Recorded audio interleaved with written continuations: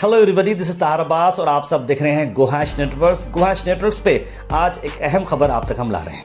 ನಮ್ಮವ್ರು ಹೋಗಿ ಅಲ್ಲಿ ನಿಂತರೆ ಒಂದು ತಾಸಿನಲ್ಲಿ 8,000 ರೂಪಾಯಿ ಕಲೆಕ್ಟ್ ಆಗುತ್ತೆ.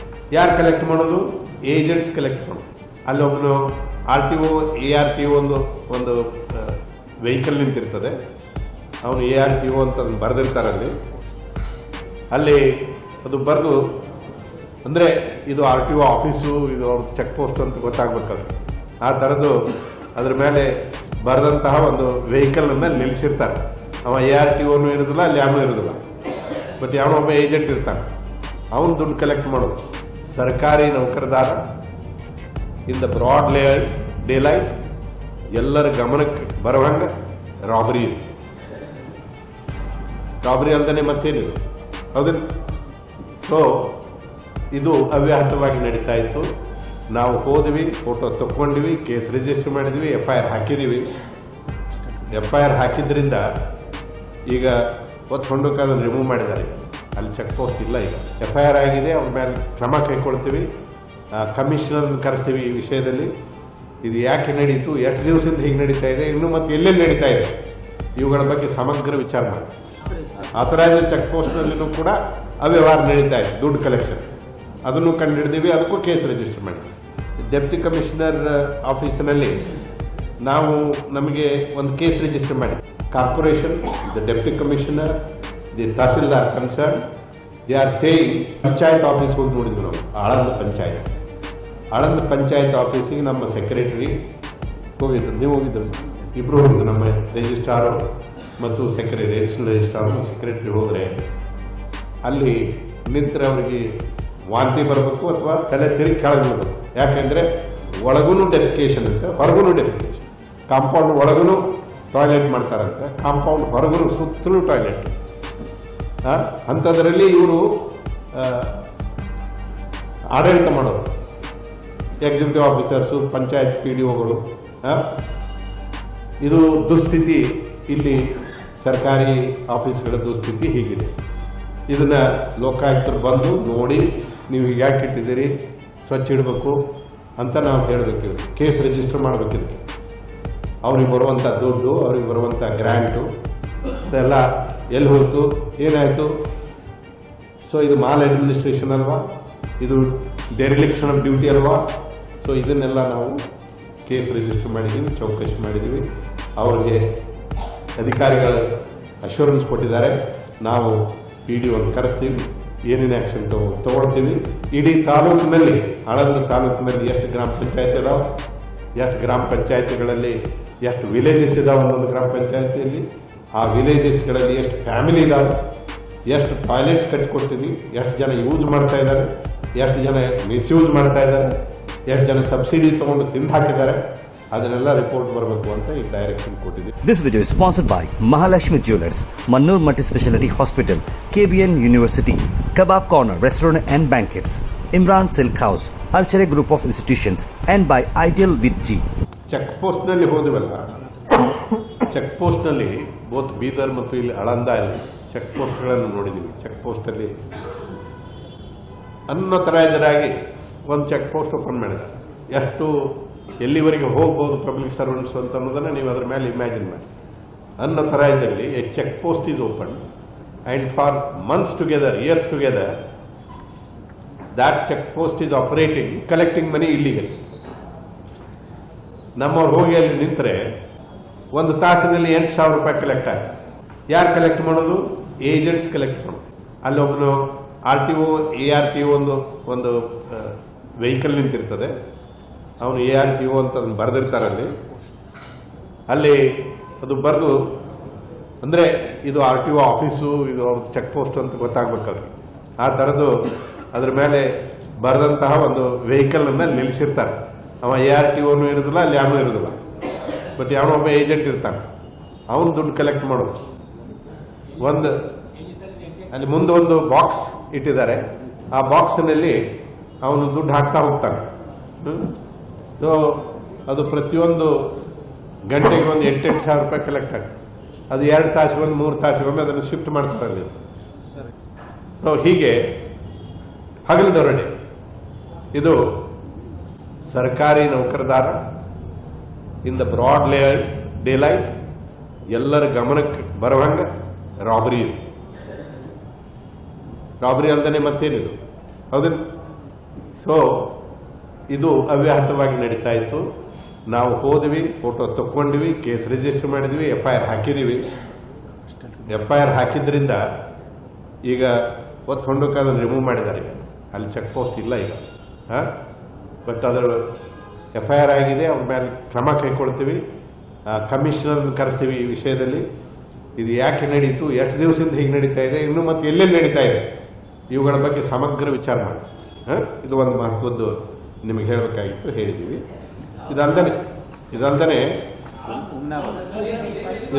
ಇದು ಹುಮ್ನಾಬಾದ್ ಬೀದರ್ ಹುಮ್ನಾಬಾದ್. ಸೊ ಆಳಂದದಲ್ಲಿ ಅಲ್ಲಿನೂ ಕೂಡ ಅದು ಚೆಕ್ ಪೋಸ್ಟ್, ಅದು authorised check post. Authorised check ಪೋಸ್ಟ್ನಲ್ಲಿನೂ ಕೂಡ ಅವ್ಯವಹಾರ ನಡೀತಾ ಇತ್ತು, ದುಡ್ಡು ಕಲೆಕ್ಷನ್. ಅದನ್ನು ಕಂಡುಹಿಡಿದೀವಿ, ಅದಕ್ಕೂ ಕೇಸ್ ರಿಜಿಸ್ಟರ್ ಮಾಡಿದ್ವಿ. ಇಲ್ಲಿ RTO ಬಂದಿದ್ರು, RTO ಕೇಳಿದ್ರೆ ಅವರು ಇದು ನನ್ನ ಕೆಳಗೆ ಬರೋದಿಲ್ಲ, ಅದು ಜಾಯಿಂಟ್ ಕಮಿಷನರ್ ಕೆಳಗೆ ಬರ್ತದೆ, ನಾನು ಅದನ್ನು ವಿಸಿಟ್ ಮಾಡಲ್ಲ, ನನಗೆ ಸಂಬಂಧ ಇಲ್ಲ ಅಂತ ಹೇಳಿದ್ದಾರೆ. ಆಯ್ತು, ಯಾರು ಜಾಯಿಂಟ್ ಕಮಿಷನರ್ ಯಾರಿದ್ದಾರೆ ಅವ್ರನ್ನ ಪಾರ್ಟಿ ಮಾಡ್ತೀವಿ, ಜಾಯಿಂಟ್ ಕಮಿಷನರ್ ಕರೆಸ್ತೀವಿ, ಆ ARTOವನ್ನು ಪಾರ್ಟಿ ಮಾಡ್ತೀವಿ, ಅವ್ರನ್ನೂ ಕರೆಸ್ತೀವಿ, ಇನ್ವೆಸ್ಟಿಗೇಷನ್ ಮಾಡ್ತೀವಿ. ಯಾವ ರೀತಿಯಿಂದ ಇದು ನಡೀತಾ ಇದೆ ಅನ್ನೋದನ್ನು ಇನ್ವೆಸ್ಟಿಗೇಷನ್ ಮಾಡ್ತೀವಿ. ತಹಸೀಲ್ದಾರ್ ಆಫೀಸ್ ತಗೊಳ್ಳಿ, ಎಕ್ಸಿಕ್ಯೂಟಿವ್ ಆಫೀಸರ್ಸ್ ತಗೊಳ್ಳಿ, ಪಂಚಾಯತ್ ತಗೊಳ್ಳಿ, DC ಆಫೀಸನ್ನು ವಿಸಿಟ್ ಮಾಡಿದ್ವಿ, AC ಆಫೀಸ್ ವಿಸಿಟ್ ಮಾಡಿದ್ವಿ. ಎಲ್ಲ ಕಡೆ ಈಗ ಫಾರ್ ಎಕ್ಸಾಂಪಲ್ ಡೆಪ್ಟಿ ಕಮಿಷನರ್ ಆಫೀಸಿನಲ್ಲಿ ನಮಗೆ ಒಂದು ಕೇಸ್ ರಿಜಿಸ್ಟರ್ ಮಾಡಿದ್ದೀವಿ. ಏನಂದರೆ ಈ ಲೇಕ್ಸ್ ಬಗ್ಗೆ ಲೋಕಾಯುಕ್ತದಲ್ಲಿ ಕೇಸ್ ರಿಜಿಸ್ಟರ್ ಆಗಿದೆ. ಈ ಜಿಲ್ಲೆಯಲ್ಲಿ 254 ಲೇಕ್ಗಳಿದ್ದಾವೆ. ಲೇಕ್ ಅಂದರೆ ಪ್ರತಿಯೊಬ್ಬ ನಾಗರಿಕನ fundamental duty to protect the lakes, wildlife etcetera. ನೋಡಿದ್ದೀರಿ, ಕಾನ್ಸ್ಟಿಟ್ಯೂಷನ್ನಲ್ಲಿ ಪ್ರಾವಿಷನ್ ಇದೆ. ಇಲ್ಲಿ ಲೇಕ್ಗಳನ್ನು ನುಂಗಿ ಹಾಕಿಬಿಟ್ಟಿದ್ದಾರೆ. ಅವ್ರು ಹೇಳೋದು 254 ಲೇಕ್ ಇದ್ದಾವೆ, ಅದರಲ್ಲಿ ಗುಲ್ಬರ್ಗಾದಲ್ಲಿರುವ ಲೇಕು 7 ಲೇಕ್ ಮಾತ್ರ ಎನ್ಕ್ರೋಚ್ ಆಗಿದೆ, ಉಳಿದು ಯಾವ ಎನ್ಕ್ರೋಚ್ ಆಗಿಲ್ಲ ಅಂತ ಹೇಳ್ತಾ ಇದ್ದಾರೆ. ಅದಕ್ಕೆ DDLRಗೆ ಹೇಳಿದ್ದೀವಿ, ಸ್ಕೆಚ್ ಕಳಿಸ್ಕೊಡಿ, ಎನ್ಕ್ರೋಚ್ಮೆಂಟ್ ಇಲ್ಲ ಅನ್ನೋದನ್ನು ಮೊದಲು ನೋಡಬೇಕು. ಇನ್ನು ಗುಲ್ಬರ್ಗಾ ಸಿಟಿ ಒಳಗೆ 7 ಲೇಕ್ ಇದ್ದಾವೆ. 7 ಲೇಕ್ಗಳು ಕೂಡ ರೆವಿನ್ಯೂ ದಾಖಲೆಯೊಳಗೆ ಅವಕ್ಕೆ ಸ್ಟಾರ್ ಲೇಕ್ಗಳಿತ್ತು ಅಂದರೆ ಸ್ಟಾರ್ ಅಂತ ಮಾರ್ಕ್ ಮಾಡಿರ್ತಾರೆ ರೆವಿನ್ಯೂ ದಾಖಲೆ. ಅವುಗಳಿಗೆ ಸ್ಟಾರ್ ಇದೆ. That means they are lakes. The corporation, the deputy commissioner, the tahsildar concern, they are saying these lakes are encroached and ಈ ಲೇಕ್ಗಳನ್ನು ಹಿಂದೆ ನಿಜಾಮ್ ಇದ್ದಾಗ ಗ್ರಾಂಟ್ ಮಾಡಿಬಿಟ್ಟಿದ್ದಾರೆ. ಇದನ್ನು ಲೇಕ್ಗಳನ್ನೇ ಬೇರೆ ಬೇರೆಯವರಿಗೆ ಗ್ರಾಂಟ್ ಮಾಡಿದ್ದಾರೆ, ಅಲ್ಲಿ ಬೇರೆಯವರು ಬಂದು ಆಕ್ಯುಪೈ ಮಾಡ್ಕೊಂಡಿದ್ದಾರೆ. ನಾನು ಹೇಳಿದೆ, ಯಾರು ಗ್ರಾಂಟ್ ಮಾಡಿದ್ರು ಗ್ರಾಂಟ್ ಆರ್ಡರ್ ಕೊಡಿ ನಮಗೆ. ಈಗ ನಾನೊಂದು 5-6 ತಿಂಗಳು ಟೈಮ್ ಕೊಟ್ಟಿರ್ಬೇಕು ಅವ್ರಿಗೆ. 6 months time have given them nearly. ಅದು ಹೈದ್ರಾಬಾದ್ ಹೋಗಿ ತೊಗೊಂಡ್ಬರ್ತೀವಿ, ಅದು ಅರೇಬಿಕ್ ಲ್ಯಾಂಗ್ವೇಜ್ನಲ್ಲಿದೆ, ಅದನ್ನು ಟ್ರಾನ್ಸ್ಲೇಷನ್ ಮಾಡ್ತೀವಿ, ಹಾಗೆ ಮಾಡ್ತೀವಿ, ಹೀಗೆ ಮಾಡ್ತೀವಿ ಅಂತ ಟೈಮ್ ತೊಗೊಳ್ತಾ ಹೋದರು. ಇವತ್ತು ಆ ಕೇಸನ್ನು ಇಲ್ಲಿ ಕರೆದು ವಿಚಾರಿಸಿದೆ ನಾನು. ಆ ಕೇಸನ್ನು ಇವತ್ತು ಇಲ್ಲಿ ಇಟ್ಕೊಂಡಿದ್ದೆ. ಹೇಗೆ ಅವ್ರು ಹೇಳ್ತಾರೆ, ನಮಗೆ ಆರ್ಡರ್ ಸಿಕ್ಕಿಲ್ಲ. ಆ ಥರ ಗ್ರ್ಯಾಂಟ್ ಆದದ್ದು ಸರ್ಕಾರದಿಂದ ಅಥವಾ ನಿಜಾಮನಿಂದ ಯಾರಿಗೂ ಗ್ರ್ಯಾಂಟ್ ಆದದ್ದು ದಾಖಲೆ ಸಿಗ್ತಾ ಇಲ್ಲ. ಅದು ದಾಖಲೆ ಸಿಗ್ತಾ ಇಲ್ಲ ಅಂತಾದರೆ ಇಂಡಿಪೆಂಡೆನ್ಸ್ ಬಂದಾಗಲಿಂದ ಇಲ್ಲಿವರೆಗೆ, ಲ್ಯಾಂಡ್ ರೆವಿನ್ಯೂ ಆ್ಯಕ್ಟ್ ಬಂದಾಗಲಿಂದ ಇಲ್ಲಿವರೆಗೆ ಅದು ಲೇಕ್ ಅಂತ ದಾಖಲೆಗಳಲ್ಲಿ, ಕಂದಾಯ ದಾಖಲೆಗಳಲ್ಲಿ ನಮೂದಾಗಿದ್ದರೆ ಅವುಗಳನ್ನು ನುಂಗ್ಲಿಕ್ಕೆ ಹೇಗೆ ಬರ್ತದೆ? ಬೇರೆಯವರು ಆಕ್ಯುಪೈ ಮಾಡಿಕೊಂಡ್ರು ಅಂತ ಹೇಳಲಿಕ್ಕೆ ಹೇಗೆ ಬರ್ತದಪ್ಪ? ಯಾವ ಕಾನೂನು ಕೆಳಗಡೆ ಬರ್ತದೆ ಅಂತ ಪ್ರಶ್ನೆಗೆ ಅವರು ಉತ್ತರ ಕೊಡ್ತಾ ಇಲ್ಲ. ಅದಕ್ಕೆ ನಾನು ಅವ್ರಿಗೆ ಹೇಳಿದ್ದೀನಿ, ಈ 6-7 ಲೇಕ್ಗಳಿದಾವಲ್ಲ, ಆ ಲೇಕ್ಗಳಲ್ಲಿ ಎಷ್ಟೆಷ್ಟು ಖಾಲಿ ಜಾಗ ಈಗಿದೆ ಅದನ್ನು ಐಡೆಂಟಿಫೈ ಮಾಡಿ, ಖಾಲಿ ಜಾಗವನ್ನು ಮೊದಲು ಎನ್ಕ್ಲೋಸ್ ಮಾಡಿ, ಖಾಲಿ ಜಾಗವನ್ನು ನಿಮ್ಮ ಸ್ವಾಧೀನಕ್ಕೆ ಇರಿಸ್ಕೊಳ್ಳಿ. ಅದು ಸರ್ಕಾರದ ಸ್ವತ್ತು, ನಿಮ್ಮೆಲ್ಲರ ಸ್ವತ್ತು. ಆ ಪ್ರಾಪರ್ಟಿನ ಸ್ವಾಧೀನ ತಗೊಂಡು ಪ್ರೊಟೆಕ್ಟ್ ಮಾಡಿ. ಇನ್ನು ಯಾರಿಗೆ ಇಲ್ಲೀಗಲ್ ಆಗಿ ಅಲ್ಲಿ ಬಂದು ವಾಸಿಸಲಿಕ್ಕೆ ಅವಕಾಶ ಕೊಟ್ಟಿದ್ದೀರೋ ಇಲ್ಲಿಗೆಲ್ ಆಗಿ ಮನೆ ಕಟ್ಕೊಂಡಿರ್ಬೋದು ಅಥವಾ ನೀವೇ ಗ್ರಾಂಟ್ ಮಾಡಿರ್ಬೋದು. ಅವರು ಎಷ್ಟು ಜನ ಇದ್ದಾರೆ, ಎಷ್ಟು ವರ್ಷದಿಂದ ಇದ್ದಾರೆ, ಅವರ ಸಮಸ್ಯೆಗಳು ಏನು, ಅವರಿಗೆ ಯಾರು ಅವಕಾಶ ಮಾಡಿಕೊಟ್ರು, ನೀವು ಯಾಕೆ ಅವ್ರ ಬಗ್ಗೆ ಕಾಳಜಿ ವಹಿಸಲಿಲ್ಲ? ಏನು ಸಂದರ್ಭಾನುಸಾರ ಯಾವಾಗ ಅವ್ರು ಬಂದು ಆಕ್ಯುಪೈ ಮಾಡಿದ್ರು ಅವ್ರಿಗೆ ನೋಟಿಸ್ ಕೊಟ್ಟು ಅವ್ರನ್ನ ಅಲ್ಲಿಂದ ಎಬ್ಸಿದ್ರೆ ತೊಂದರೆ ಆಗ್ತಿರ್ಲಿಲ್ಲ. ಈಗ ಏನು ಮಾಡ್ತೀರಿ, ಅವ್ರಿಗೆ ಬಂದು ಇರಾಕ್ ಅವಕಾಶ ಕೊಡ್ತೀರಿ, ಆನಂತರ ಎಬ್ಸಾಕ್ ಹೋಗ್ಬೇಕು, ಅಥವಾ ನಮ್ಮಂಥವ್ರು ಹೇಳಿದ್ರು ಅಂತ ಎಬ್ಸಾಕ್ ಹೋಗೋದು. ಸೊ ಅದಕ್ಕಾಗಿ ನಾವು ಹೇಳಿದ್ವಿ, ಅವ್ರನ್ನ ಎಬ್ಸೋಕ್ಕಿಂತ ಮುಂಚೆ ಯಾರಿದ್ದಾರೆ ಅಲ್ಲಿ, ಎಷ್ಟು ಜನ ಇದ್ದಾರೆ, ಯಾವಾಗ ಬಂದಿದ್ದಾರೆ, ಯಾವ ಅಧಿಕಾರಿ ಇದ್ದಾಗ ಅಲ್ಲಿ ಬಂದಿದ್ದಾರೆ, ಏನು ಮನೆ ಕಟ್ಕೊಂಡಿದ್ದಾರೆ, ಗುಡಿಸಲು ಹಾಕಿದಾರೋ, ಗಚ್ಚಿನ ಮನೆ ಕಟ್ಕೊಂಡಿದ್ದಾರೋ, ತಗಡಿನ ಮನೆ ಕಟ್ಕೊಂಡಿದ್ದಾರೋ, ಅದನ್ನೆಲ್ಲ ತಿಳಿಸ್ರಿ ಅಂತ ಡೈರೆಕ್ಷನ್ ಕೊಟ್ಟಿದ್ದೀವಿ. ಸೊ ಅದನ್ನು ಡೆಪ್ಟಿ ಕಮಿಷನರು, ಕಾರ್ಪೊರೇಷನ್ನವರು, ತಹಸೀಲ್ದಾರ್ ಕೂಡಿ ಮಾಡಬೇಕು ಈ ಕೆಲಸ. ಈ ಜಿಲ್ಲೆಯಲ್ಲಿ ಏನಾಗ್ತಾ ಇದೆ ಅಂದರೆ, ಪಂಚಾಯತ್ ಆಫೀಸ್ ಹೋಗಿ ನೋಡಿದ್ವಿ ನಾವು. ಆಳಂದ ಪಂಚಾಯತ್ ಆಫೀಸಿಗೆ ನಮ್ಮ ಸೆಕ್ರೆಟರಿ ಹೋಗಿದ್ರು, ನೀವು ಹೋಗಿದ್ರು, ಇಬ್ಬರು ಹೋಗಿದ್ರು, ನಮ್ಮ ರಿಜಿಸ್ಟ್ರಾರು ಮತ್ತು ಸೆಕ್ರೆಟರಿ, ಅಡಿಷನಲ್ ರಿಜಿಸ್ಟ್ರಾರ್ ಸೆಕ್ರೆಟರಿ ಹೋದರೆ ಅಲ್ಲಿ ನಿಂತರೆ ಅವರಿಗೆ ವಾಂತಿ ಬರಬೇಕು ಅಥವಾ ತಲೆ ತಿರುಗಿ ಕೆಳಗೆ ಬರಬೇಕು. ಯಾಕೆಂದರೆ ಒಳಗೂ ಡೆಫಿಕೇಶನ್ ಅಂತ, ಹೊರಗೂ ಡೆಫಿಕೇಶನ್. ಕಾಂಪೌಂಡ್ ಒಳಗೂ ಟಾಯ್ಲೆಟ್ ಮಾಡ್ತಾರಂತೆ, ಕಾಂಪೌಂಡ್ ಹೊರಗೂ ಸುತ್ತಲೂ ಟಾಯ್ಲೆಟ್. ಅಂಥದ್ರಲ್ಲಿ ಇವರು ಆಡಳಿತ ಮಾಡೋರು, ಎಕ್ಸಿಕ್ಯೂಟಿವ್ ಆಫೀಸರ್ಸು, ಪಂಚಾಯತ್ PDOಗಳು. ಇದು ದುಸ್ಥಿತಿ, ಇಲ್ಲಿ ಸರ್ಕಾರಿ ಆಫೀಸ್ಗಳ ದುಸ್ಥಿತಿ ಹೀಗಿದೆ. ಇದನ್ನ ಲೋಕಾಯುಕ್ತರು ಬಂದು ನೋಡಿ, ನೀವು ಈಗ ಯಾಕೆ ಇಟ್ಟಿದ್ದೀರಿ, ಸ್ವಚ್ಛ ಇಡಬೇಕು ಅಂತ ನಾವು ಹೇಳಬೇಕು. ಇವ್ರಿಗೆ ಕೇಸ್ ರಿಜಿಸ್ಟರ್ ಮಾಡಬೇಕಿದ್ರೆ ಅವ್ರಿಗೆ ಬರುವಂಥ ದುಡ್ಡು, ಅವ್ರಿಗೆ ಬರುವಂಥ ಗ್ರ್ಯಾಂಟು ಅದೆಲ್ಲ ಎಲ್ಲಿ ಹೋಯ್ತು, ಏನಾಯಿತು. ಸೊ ಇದು ಮಾಲ್ ಅಡ್ಮಿನಿಸ್ಟ್ರೇಷನ್ ಅಲ್ವಾ, ಇದು ಡೆರಿಲಿಕ್ಷನ್ ಆಫ್ ಡ್ಯೂಟಿ ಅಲ್ವಾ. ಸೊ ಇದನ್ನೆಲ್ಲ ನಾವು ಕೇಸ್ ರಿಜಿಸ್ಟರ್ ಮಾಡಿದ್ದೀವಿ, ಚೌಕಶಿ ಮಾಡಿದ್ದೀವಿ. ಅವ್ರಿಗೆ ಅಧಿಕಾರಿಗಳು ಅಶ್ಯೂರೆನ್ಸ್ ಕೊಟ್ಟಿದ್ದಾರೆ, ನಾವು PDOವನ್ನು ಕರೆಸ್ತೀವಿ, ಏನೇನು ಆ್ಯಕ್ಷನ್ ತಗೊಳ್ತೀವಿ.